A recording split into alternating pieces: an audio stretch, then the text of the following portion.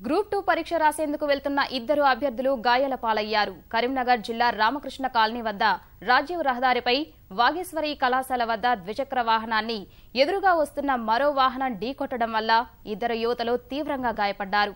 అశోక్ నగర్ కు చెందిన అక్క చెల్లెళ్లు గాదె భవిత, స్వప్న ఇద్దరు గ్రూప్ 2 పరీక్ష రాసేందుకు ద్విచక్ర వాహనంపై వెళ్తుండగా ఈ ప్రమాదం జరిగింది.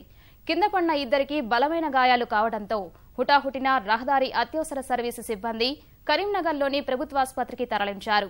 భవిత పరిస్థితి ఆందోళనకరంగా ఉండడంతో మరో ప్రైవేటు ఆసుపత్రికి తరలించారు. స్వప్నకు ప్రభుత్వాసుపత్రిలో చికిత్స అందిస్తున్నారు. కరీంనగర్ పోలీస్ కమిషనర్ కమలాసన్ రెడ్డి క్షతగాత్రుల పరిస్థితిపై వైద్యులను అడిగి ఆరా తీశారు. బైక్ నడుపుతుంది, స్కూటీ నడిపియంగా వేరే బుల్లెట్ వచ్చి గుద్దిందట. వాళ్ళు ఇక యాక్సిడెంట్లో మొత్తానికి మాట్లాడే పరిస్థితుల్లో లేరు. ఇద్దరు పెద్ద ఆమె అయితే మొత్తానికి మాట్లాడతలేదు. ఆమెను స్కాన్కి తీసుకెళ్ళారు, ఇంకేం చెప్పలేదు.